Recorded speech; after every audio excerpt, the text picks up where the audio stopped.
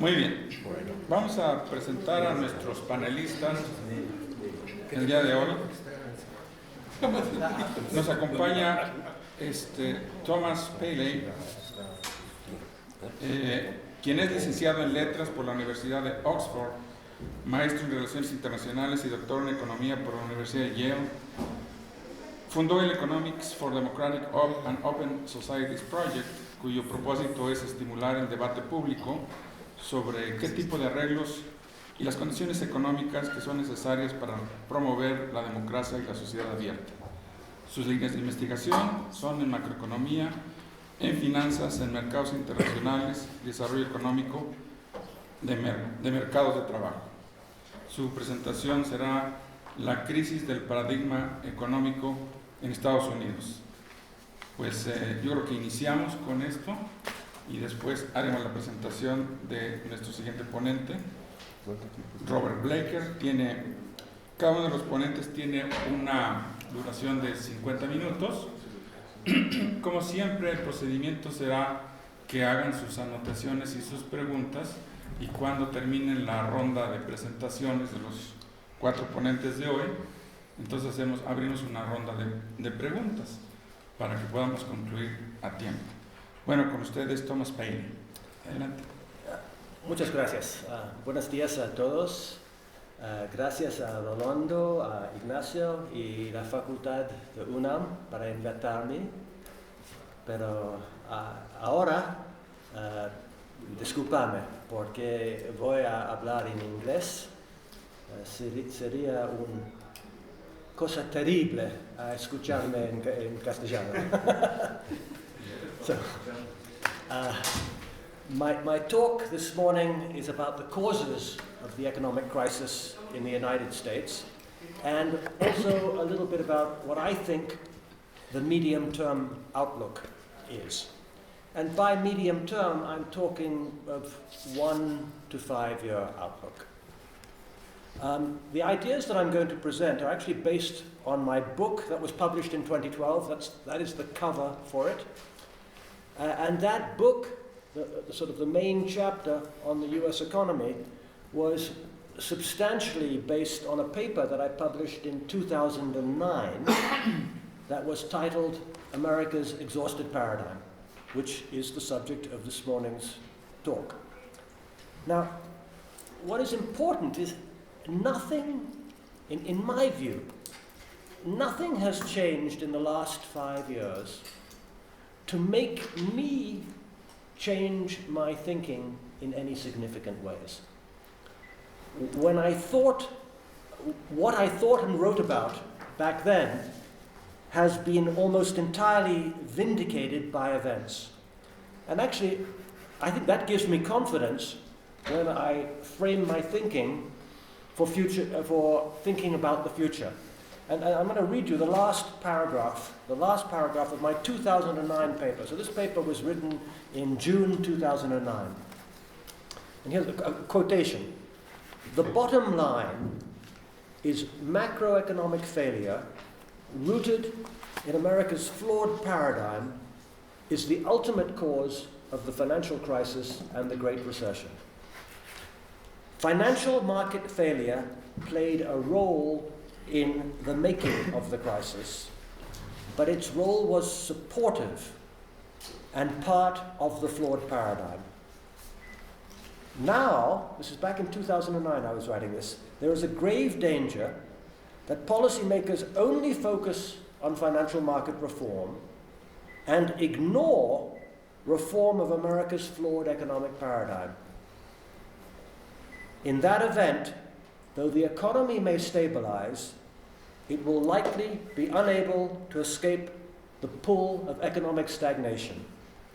That is because stagnation is the logical next step of the existing paradigm.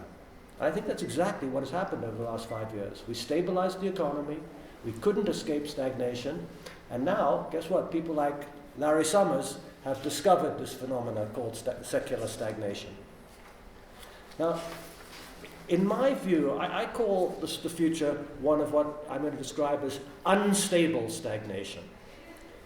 First of all, stagnation does not mean no growth. This is a very important point, I think, for our conversation. If people start to use this word, we want to be a little bit precise about it, have some definition of the concept. Capitalist economies grow even with high unemployment.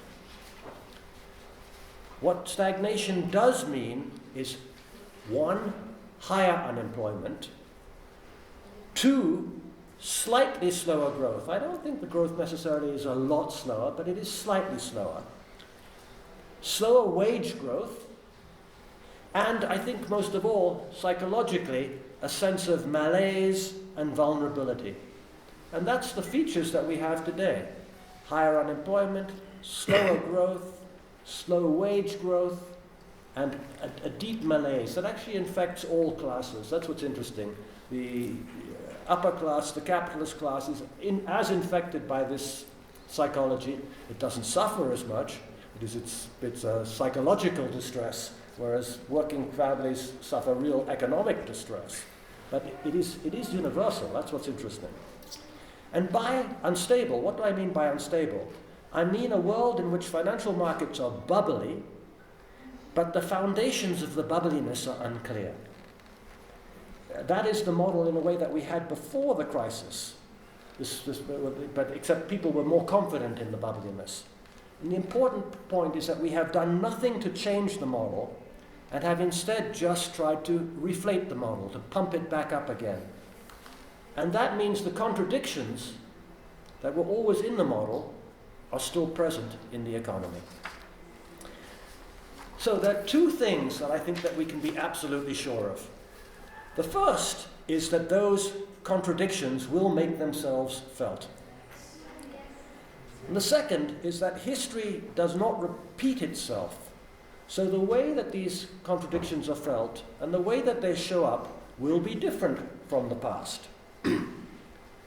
Okay, that's basically, in a nutshell, my understanding of the US economy. Let me try and develop this a bit. And so the starting point for that understanding is an understanding of the past. What went on in the past, and that's the way to understand the present and have some possibility of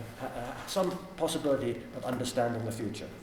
So I'm going to begin with how to explain the financial crisis of 2008. And to provide some context for that, let me outline what I think are the three major explanations or hypotheses about the crisis. Perspective number one is what I call the government failure hypothesis, or the neoliberal perspective. The government failure hypothesis is how economists might describe it. The neoliberal perspective is if you were to identify that point of view with a political position.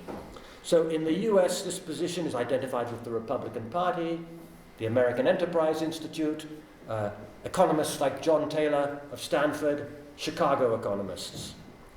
Perspective number two is the market failure hypothesis, or the political analog here, or the political equivalent is the third way perspective.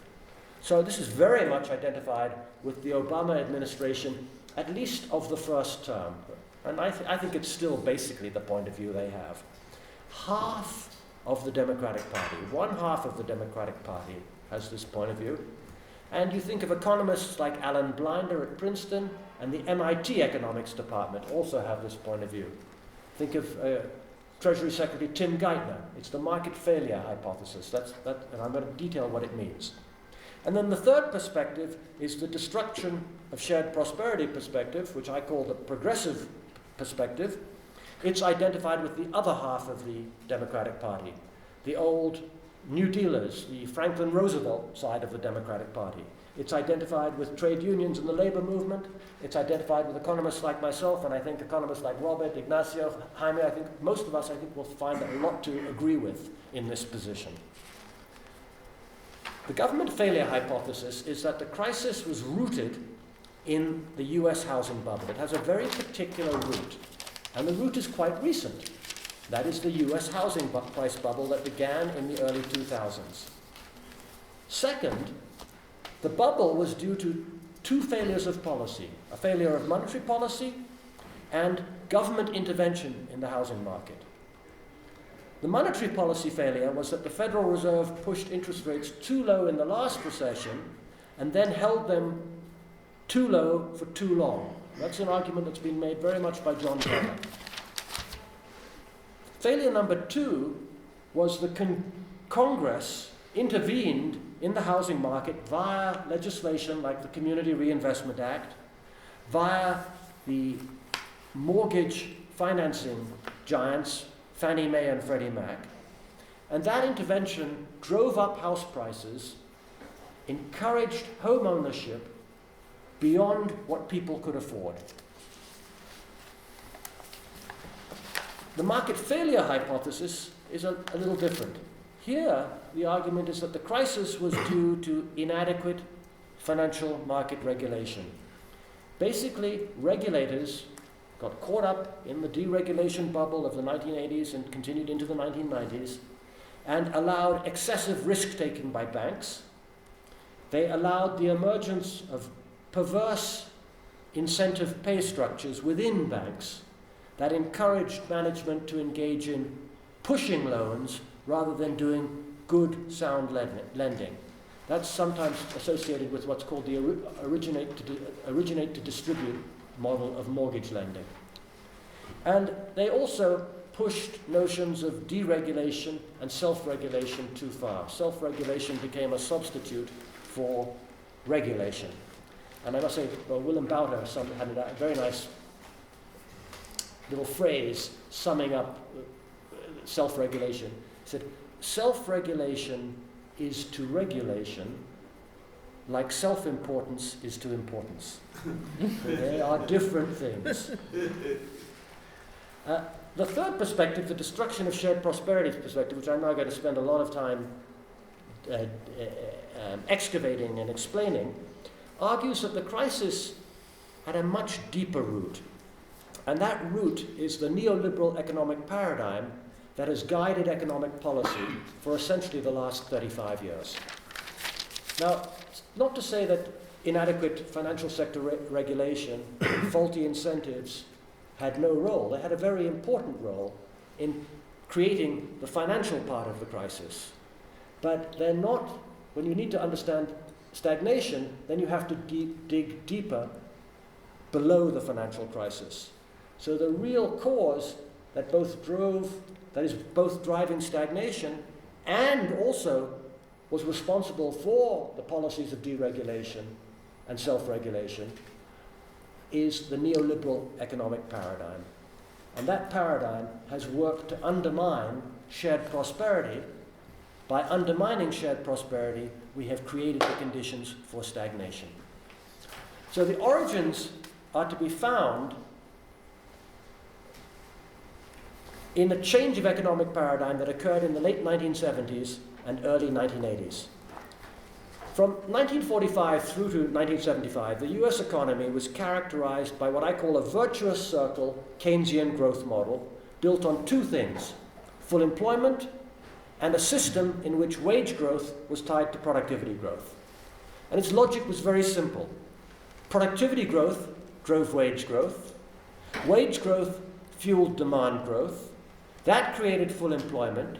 Full employment then gave corporations the incentive to invest, and with investment comes productivity growth. It embodied new technical change and the search for productivity efficiencies. And what's very important here, which is why my talk, even though today it's about the US economy, I think is a good framework for assessing global economic stagnation, is that this model held in the US, and it also held in one form or another throughout the global economy. So you definitely see this type of framework in Europe. You see it in Canada, you see it in Japan, you see it in Australia, but you see it also in Latin America, in Mexico. But it's adjusted. It's adjusted for an import substitution feature that adjusts to local details. You see it in Brazil, again, adjusted for import substitution. You see it in Argentina. Throughout Latin America, this is the model with adjustments to meet local conditions. Now, after 1980, this virtuous circle model is replaced by a neoliberal growth model. And again, there are absolutely two central features about it.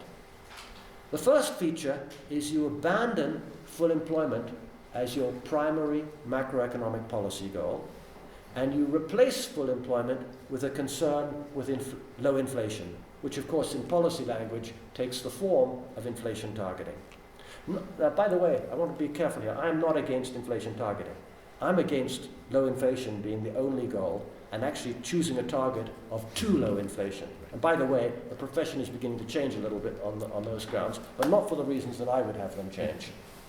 The other thing that happens, and this is where it's very clear and easy to make the argument, is they break the link between wage growth and productivity growth. And you can see very easily in terms of this what happens. There are two things. They break the link between wage growth and wage growth, and then they break the link to full employment. So this circle is completely deconstructed. And when that happens, before 1980, wage growth was the engine of demand growth. After 1980, debt and asset price inflation become the engines of demand growth. And the new model, from a policy point of view, can be described as the neoliberal policy box. It fences workers in and pressures them from all sides. You put workers inside the box and then you put together a policy configuration that makes sure full employment and wage growth disappear.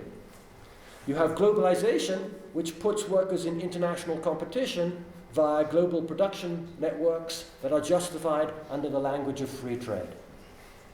You have on the other side a small government agenda that attacks the legitimacy of government and pushes persistently for deregulation regardless of dangers. It's the small government agenda that is used, by the way, in financial markets to push for deregulation of financial markets. Of course, there you can see you're immediately attacking both private sector workers and public sector workers. Then from below you have the labor market flexibility agenda that attacks unions, attacks labor supports like the minimum wage, unemployment benefits, employment protections, employee rights. And then finally from above you have the macroeconomic agenda, which is the abandonment of full employment, what I've already mentioned, the replacement of a full employment goal with inflation targeting. And the central banks get turned over to become owned by finance, which, by the way, also has the effect of facilitating the deregulation environment. Again, what's interesting here is that this neoliberal box was implemented on a global scale. It was implemented in both the North and the South, and that, of course, multiplies its impact as the different economies interact with each other. And that, by the way, for me, is why that's the significance of the Washington Consensus. It was the Washington Consensus that sold this box into emerging market economies, sold this box into Latin America, and of course that was the importance of the IMF and the World Bank. They were the institutions that did the selling, that did the forcing. In the 1980s, after the debt crisis of the late 70s and early 1980s, you only got financial assistance from those institutions if you adopted this box. That's what the conditionality fights were all about. Though at the time we knew there were things wrong with them, I think this states it very clearly now with the benefit of hindsight. It's quite easy to put all of that into an economic framework. And so you see this box being adopted in the US, you see this box being adopted in Europe, you see this box being adopted in Canada, and a little slower, but it's definitely in place. You see it being adopted in Australia, and of course you see it being adopted in Mexico, Brazil, Argentina, South Africa. It is a global paradigm, just like the Keynesian virtuous circle model was a global paradigm before that. Now, the neoliberal model inevitably undermines the income and demand generation process by creating wage stagnation, by creating a higher level of unemployment, and that creates a structural demand gap. The role of finance then becomes to fill that structural demand gap. So that's where financial deregulation, financial innovation, speculation, and at the end of the process, old-fashioned corruption comes in, because it enables finance to fill the demand gap by lending to consumers and by inflating asset prices, creating wealth effects, and creating the collateral that can be used to back up, to support borrowing that can then be spent on consumption. There are three things I want to emphasize about this role of finance. First, it was not a grand plan. I think this was completely an unintended consequence. The neoliberals did not realize they were creating a demand gap. Their theory said there would be no demand gap. They said they would go back to the natural rate, which was full employment, no problem of aggregate demand. But their laissez-faire financial ideology accidentally let loose developments in the financial sector that then created the mechanism to fill the demand gap. So it's a huge accident, in a sense, from their point of view. Second, the process was inevitably unstable, and it was always destined to hit the wall. This is where sort of the Minskian themes in this process kick in. There are limits to borrowing, there are limits to asset price inflation. Every Ponzi scheme eventually comes apart, and this can be thought of as the biggest Ponzi scheme in history. The problem is, even if you can identify a Ponzi scheme, you never can predict when it will end. And we all know it went on much longer than we thought. I mean, I thought it had come to an end in 2001 and that we had entered a period of stagnation. It turns out that they pulled another hat out of the rabbit with the house, pushing the housing price bubble even further. Rabbit out of the hat. Another hat out of the rabbit, yeah. Another rabbit out of the hat, if you're confused, yeah. And so the important point is that it went on longer than we expected.